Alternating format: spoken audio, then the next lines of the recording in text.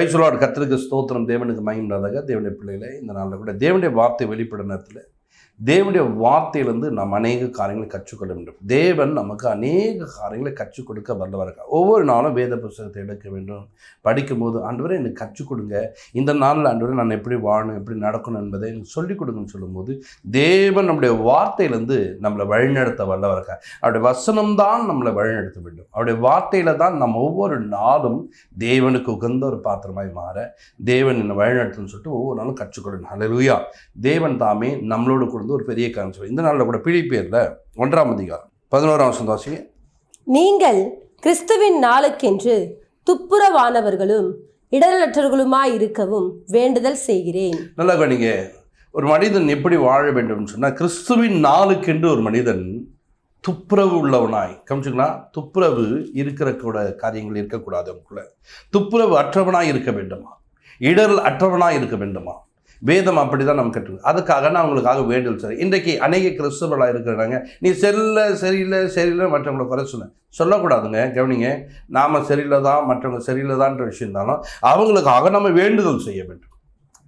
பாருங்க, நீ இப்படி இருக்கிற, நீ இப்படி தான் ஆகப்போற, அப்படி தான் இருக்க போற அப்படின்னு கூடாது. கிறிஸ்துவின் நாளுக்கென்று நீங்கள் என்ன பண்ணணுமா, மற்றவர்களுக்காக துப்புரவு அற்றவளாக, இடல் அற்றவளாக இருக்க வேண்டும் என்று நீங்கள் வேண்டுதல் செய்யக்கூடியவளாக இருக்க வேண்டும். ஜபிக்க வேண்டியவளாக இருக்க வேண்டும்.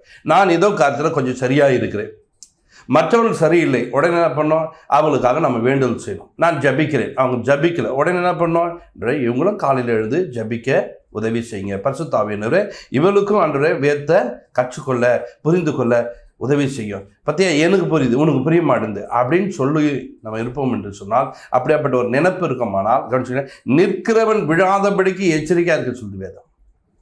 இன்றைக்கி நிறைய நேரத்தில் நாம் ஏதோ கரெக்டாக இருக்கிறோன்னு சொல்லிட்டு மற்றவர்களை எப்பொழுதும் நம்ம சரி இல்லைன்ற விஷயத்தை பேசிட்டு இருக்கோம். இன்னைக்கு நாம் என்ன பண்ணோம், அதுக்காக வேண்டுதல் செய்யக்கூடியவர்களாய் மாற வேண்டும். கிறிஸ்துவின் நாளுக்கென்று நீங்கள் எப்படி இருக்கணுமா, துப்புரவு உள்ளவர்களாய் இடரலற்றவர்களாய் இருக்க வேண்டும் என்று வேண்டுதல் செய்கின்றனர். ஏன் சொன்னா 10ஆம் பார்க்கும்போது பார்த்தீங்கன்னா, தேவனுக்கு மகிமையும் துதியும் உண்டாகும்படி இயேசு கிறிஸ்துவினால் வருகிற நீதியின் கனிகளால் நிறைந்தவர்களாகி. கவனிங்க, இயேசு கிறிஸ்துவினால் நிறைந்தவர்களாய், கனிகளால் நிறைந்தவர்களாக இருக்கணுமா. இயேசு கிறிஸ்துவுக்குள்ள ஒரு கனி இருக்குது, அந்த கனிகளால் நீங்கள் நிறைய வேண்டும். அந்த கனி உள்ளவனாய் ஒருவன் வாழ வேண்டும், அந்த கனி உள்ளவனாய் ஒருத்தர் நடக்க வேண்டும். எப்படி நடக்க முடியும், அதுதான் துப்புரவு. இந்த துப்பர்னா தன்னை சுத்தமாய் வைத்துக் கொள்வது, சுத்தமாய் காத்துக்கொள்வது, சுத்தமாய் எப்பொழுதும் வைத்துக்கொள்ள பிரயாசப்படுவது. இப்போ அநேகர் பாருங்க, வேலை நிமித்தமாய் ஓடுகிறார்கள், ஓடியாதாங்க பல காரியங்கள். வெளியில் போகும்போது ஒரு ரூமுக்குள்ளே இருக்கிறவர்களுக்கும் வெளியில் போகிறவர்களும் வித்தியாசம். ரூமுக்குள்ளே வந்தால் எந்த தேவையில்லாத காரியங்களோ, தேவையில்லாத எண்ணங்களோ, தேவையில்லாத சிந்தனைகளோ, தேவையில்லாத அசுத்தமாக அவங்களுக்கு வராது. ஆனால் வெளியில் போகிறவர்களுக்கு பாருங்கள் பல விதமான அசுத்தங்கள், பல விதமான காரியங்கள். அப்போ அவங்களுக்காக நம்ம ஒரு வேண்டுதல் செய்ய வேண்டும். என்ன வேண்டுதல் சொல்கிறாங்க, போகிற வழியில் இவர்கள் எங்கேயும் எந்த இடத்துலையும் இவர்கள் துப்புரவு உள்ளவர்களாய் மாறாதபடிக்கு, துப்புரவு அற்றவர்களாய் இருக்க இவர்களுக்கு உதவி செய்யும். ஆண்டவரே பரிசுத்தமாய் வாழ உதவி செய்யுங்க. அவருடைய கண்களில் தேவையில்லாததை பார்த்து பரிசுத்தம் கெட்டவர்களாய் மாறாதபடிக்கு, அவருடைய கண்களில் பார்த்தீங்கன்னா தேவையில்லாத காரியங்களை பார்த்து இடறி போகாதபடிக்கு அன்றே நீர் உதவி செய்யுங்க. அவருடைய கைகள், அவருடைய பார்வை, அவருடைய நடை, அவருடைய உடை ஏது இருக்கிறதோ எல்லாவற்றையும் என்ன பண்ணுமா, துப்புரவு உள்ளவர்களாக இருக்க இவர்களுக்கு உதவி செய்யுங்கப்பா. சுத்தமாய் வைத்துக்கொள்ள, சுத்தமாய் இருக்க நீங்கள் உதவி செய்யுங்க. கிறிஸ்துடைய கனி நிறைந்தவர்களாய் காணப்பட, கிறிஸ்து எங்கே போனாலும் எந்த இடத்துக்கு போனாலும் பரிசுத்தமாய் வாழ்கிறார், பரிசுத்தமாய் இருக்கிறார்.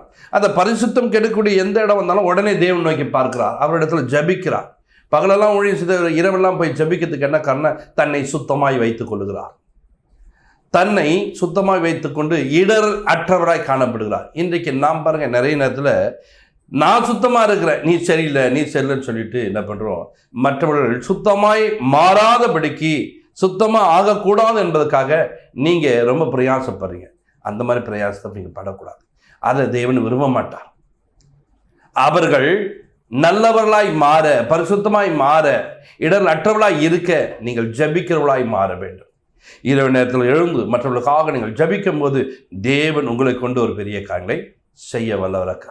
ஒரு சிலர் பாருங்கள், அப்படி நடக்கணும், அப்படி ஆகணும் அப்படின்றத விரும்பி அப்போ தான் அவங்களை என்ன பண்ண குறை சொல்ல முடியும். அப்பதான் அவங்களை குற்றம் சொல்ல முடியும்னு சொல்லிட்டு நிறைய பேர் அப்படி நடக்காதபடிக்கு உங்களை நீங்கள் மாற்றிக்கொள்ள வேண்டும். அதில் பாருங்க, துப்புரவா, அடுத்தது இடரலாம்.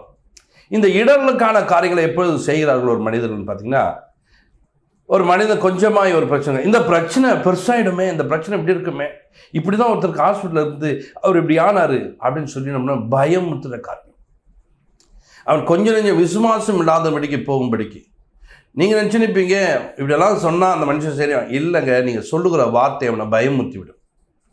அந்த பயத்தை நிமிந்தீங்கன்னா என்ன பண்ணுவோன்னா, இனி நாம் பிழைக்க மாட்டோம், இனி வாழ மாட்டோம்னு சொல்லிட்டு ஒரு நினைப்பு உள்ளே போயிடுச்சுன்னா எத்தனை பேர் ஜெபம் பண்ணாலும் அவன் என்ன பண்ண மாட்டான், சுகமாக மாட்டான். நீங்கள் பார்த்தோன்னே சொன்ன இதெல்லாம் ஒன்றும் இல்லைங்க, மரித்தவனை தேவன் குணமாக்குற ஒரு தேவனுங்க. மரித்து போயிட்டாங்க, மரித்து போன சுகமாக்குற ஒரு தெய்வம் இருக்காருங்க அப்படின்னு சொல்லி நீங்கள் ஜெபிக்கும் போது கர்த்தர் ஒரு பெரிய காரியங்களை செய்வான். ஒரு அம்மா என்கிட்ட சொல்கிறாங்க, ஐயா எனக்கு எலும்பு ரொம்ப பிரச்சனையாக இருக்குதுயா, அந்த எலும்பில் என்னமோ பிரச்சனை நடந்துக்குதான், அதனால் என்னுடைய காரியங்கள் இப்படி இருக்குது அப்படின்னு சொல்லிட்டு ஒரு சாட்சி ஒன்று சொல்கிறாங்க. இன்னும் அது சாட்சி கிடையாதுமா, உன்னுடைய பிரச்சனையை ஜெப குறிப்பாக சொல்லுமாங்க. அப்போ இல்லை, எனக்காக கொஞ்சம் ஜெபம் பண்ணிங்க, அப்படின்னா என்னுடைய கால்களில் பலவீனமாக காணப்படுது, அந்த எலும்பு இனிமே இதுவாக தான். நான் சொன்னேன், இப்போ நடக்கிறீன்னு கேட்டேன். கொஞ்சம் கொஞ்சம் நடக்கிறியான்ட்டு. கொஞ்சம் கொஞ்சம் நடக்கிறியா? வேதத்தில் பார்த்தீங்கன்னா எலும்பு, உலர்ந்து போன எலும்புகள் நிறைய கிடக்குது. அந்த உலர்ந்து போன எலும்பை பார்த்து நீ பேசுன்னு சொல்கிறார். பேசின மாத்திரத்தில் அந்த எலும்புகள் உயிரடைந்ததாம். அந்த எலும்புகள் உயிரடைந்து அது மனிதனாய் மாறி நிற்கிறதாம். இந்த உலர்ந்து போன எலும்புகளுக்கே ஆண்டவர் இத்தனை ஜீவனை கொடுக்கும்படியா தேவ வசனங்களை நீங்கள் எடுத்து வாசிக்கும் போது, அதை படிக்கும்போது, இந்த வார்த்தை உன் கால்களிலே எந்த எலும்புகள் பலவீனப்பட்டிருக்கோ அந்த எலும்புகளுக்கு புது ஜீவனை தேவன் கொடுக்க முடியும். இந்த வார்த்தையை சொல்லி கொண்டிருக்கும்போது அந்த அம்மா ஆமென் அல்லேலூயா அப்பாருங்க கேட்ட மாத்திரத்தில் அவங்க விசுவாசிக்க ஆரம்பிக்கிறாங்க, அதை நம்ப ஆரம்பிக்கிறாங்க. அந்த காரியங்கள் என்ன பண்ணுறாங்க, எண்ணி பார்க்குங்க. இன்றைக்கும் தேவ பிள்ளைகளை நீங்களும் என்ன பண்ண வேண்டும், மற்றவர்கள் ஏதாவது ஒரு பிரச்சனை என்று சொன்னால் உடனே பாருங்க, அப்படியாடும் இப்படியாடுன்னு சொல்லி அவளை இடர பண்ணாதீங்க. அதெல்லாம் ஒன்றும் இல்லைங்க, இடறி போனுகிறனை நீங்கள் தூக்கி விடுகிற ஒரு மனிதனாய் மாறணும். அதெல்லாம் ஒன்றும் இல்லைப்பா. என்னன்னு நினச்சிருங்க, இயேசுவை பற்றி நாரி போய் இருக்குது, 4 நாட்கள் ஆகி போச்சு, நாரி போச்சுன்னா, நாரி போனவனே தேவன் லாசருவே வெளியே வான்னு கூப்பிட்டார் என்றால் அவன் உயிரோடு வெளியே வர முடியும்னா அந்த தேவனை நாம் ஆராதிக்கிறோம்ப்பா. உன் வாழ்க்கையில் எது செத்து போயிருந்தாலும் இன்னைக்கு உயிரோடு செய்கிற தேவன் நம்ம கூட இருக்கிறாருப்பா, நீ அவரை நோக்கி பாருங்கப்பா, உனக்காக நான் ஜெபிக்கிறேன் போது இதுதான் இடரல் அடையாதபடிக்கு ஒருவனை காத்துக்கொள்வது. இப்படிதான் ஒரு மனிதன் செய்ய வேண்டும். ஆனால் இன்னைக்கு நம்ம என்ன செய்கிறோம் யோசித்து பாருங்க. இடரக்கூடியவன் கொஞ்சம் நஞ்சம் வேணாதான் விழுந்துரு அப்படி சொல்லி விழ பண்ணுகிற ஒரு கூட்டமாக இருக்கும். இல்லைங்க தேவ பிள்ளைகளே, நீங்கள் பார்க்கும்போது பாருங்க, பவுல் அப்படிதான் பேசுகிறார். உங்களுக்காக நான் வேண்டுதல் செய்கிறேன், நீங்கள் கிறிஸ்துவின் நாளுக்கென்று என்ன பண்ணுமா, தப்புற உள்ளவர்களாய் இடரற்றவர்களாய் இருக்க வேண்டும் என்பதற்காக நான் வேண்டுதல் செய்கிறேன் என்று அந்த ஜனங்களுக்காக வேண்டுதல் செய்யக்கூடிய ஒரு மனிதன் தான். இன்றைக்கு ஒரு குடும்பத்தை நடத்துகிறவர்கள், ஒரு குடும்பத்துக்கு தலைவனாய் தகப்பனாய் இருக்கிறவர்கள், நீங்கள் வேண்டுதல் செய்யக்கூடியவர்களாய் மாற வேண்டும். உங்கள் வேண்டுதல்னாலே உங்கள் பிள்ளைகள் ஆசீர்வாதமாக இருப்பாங்க. தேவனுடைய கனிகள் நிறைந்தவளாய் மாற வேண்டும். அந்த கனி உள்ள ஒரு வாழ்க்கை வேண்டும். நீதியின் கனிகள் நிறைந்தவளாய் இயேசு கிறிஸ்துவுல இருக்கக்கூடிய இந்த நீதியின் கனிகள் இவளுக்குள்ளே இருக்க வேண்டும். அதற்காக நீங்கள் பிரயாசப்பட வேண்டும். யோவான் 15 8 வாசிக்கும் போது பாருங்க, நீங்கள் மிகுந்த கனிகளை கொடுப்பதினால் என் பிதா மகிமைப்படுவார், எனக்கு சீஷராய் இருப்பீர்கள். கவனிங்க, நீங்கள் மிகுந்த கனிகளை கொடுப்பதினாலே என் பிதா என்ன பண்ணுவாரா, மகிமைப்படுவார் என்று வேதம் சொல்லுது. அப்போ நான் ஏதோ கனி கொடுக்கிறேன் என்று இருந்துடக்கூடாது, கனிகளை இன்னும் அதிகமாய் கொடுக்க வேண்டும். மிகுந்த கனி என்று சொன்னாலே அது எண்ணிக்கைக்கு அடங்காது. அது எத்தனைன்னு சொல்ல முடியாதுங்க, நிறைய இருக்குதுங்க, அதில் எக்கச்சக்கமாக இருக்குதுங்க அப்படின்வாங்க. அதுபோல் நாம் தேவ பிள்ளைகளாக இருக்கிறது, நேற்று ஒரு காரியங்களை செய்தோம், அதுக்கு முந்தின நாள் ஒரு காரியங்கள் செய்தோம், அதுக்கு முந்தின நாள் ஒரு காரியம், இன்றைக்கு நம்ம என்ன செய்ய போகிறோம் என்பதை ஒவ்வொரு நாளும் கனி நிறைந்த ஒரு வாழ்க்கை வாழ்வதற்கு நீங்கள் பிரயாசப்பட வேண்டும்.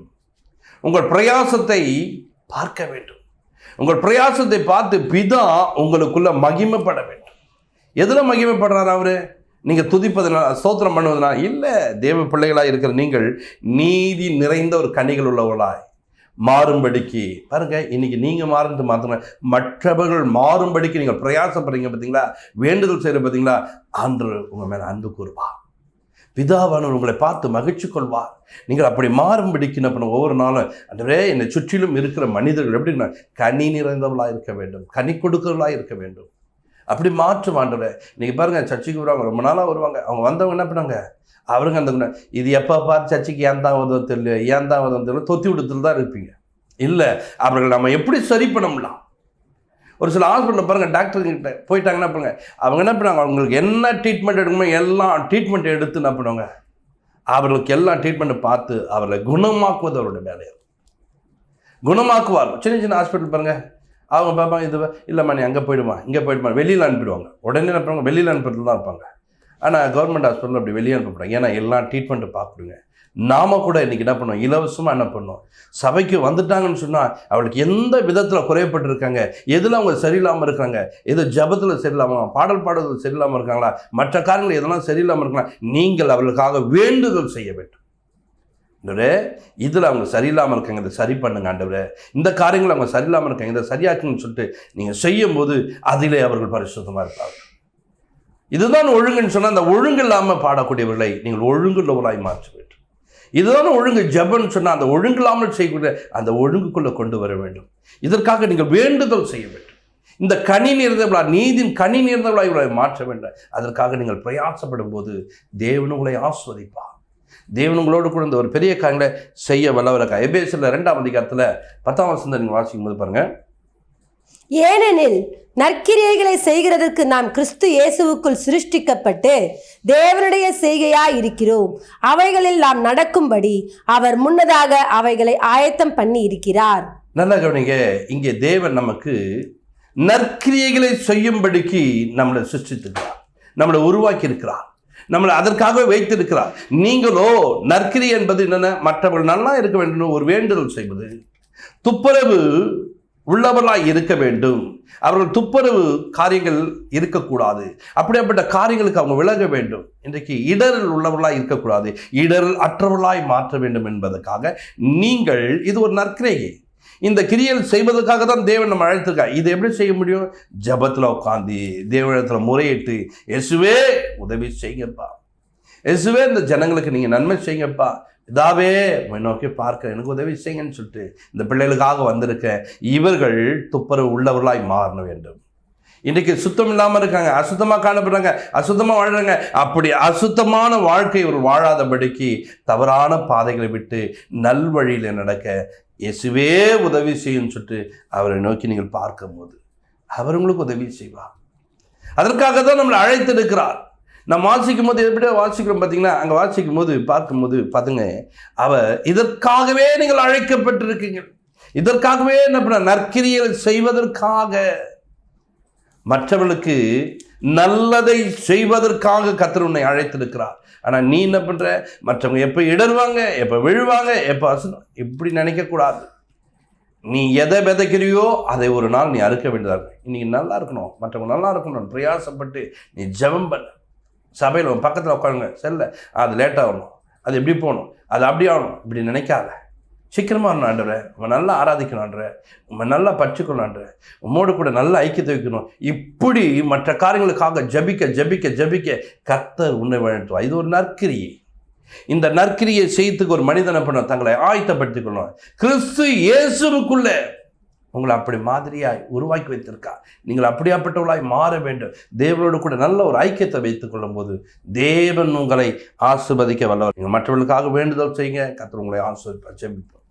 பரலோக பிதாவே உமக்கு நாங்கள் நன்றி சொல்கிறோம், இப்போதும் தாழ்த்தி அர்ப்பணிக்கிறோம். பரிசுத்த ஆவியானவரே, இந்த நாள் கேட்ட சத்தியத்தின் பிரகாரம் மற்றவர்களுக்காக ஆண்டவரே கிறிஸ்துவின் நாளுக்கென்று ஒவ்வொரு ஆயத்தமாக வேண்டும். அதற்கு ஆண்டவரே இந்த ஜனங்கள் ஆண்டவரே இடரில்லாதவர்களாய் துப்புரவு உள்ளவர்களாய் ஆண்டவரே, இன்னைக்கு துப்புரவான காரியங்கள் ஆண்டவரே அநேகருடைய வாழ்க்கையில் பரிசுத்தம் கெட்ட ஒரு வாழ்க்கை வாழறாங்கப்பா.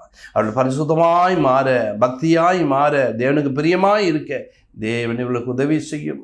ஆசீர்வதிங்க, தேவை சந்திங்க, குறைவுகளை மாற்றும் ஆண்டவரே இயேசு கிறிஸ்துவமா ஜெபங்கள் இருக்கும் நல்ல பிதாவே. ஆமென். God bless you.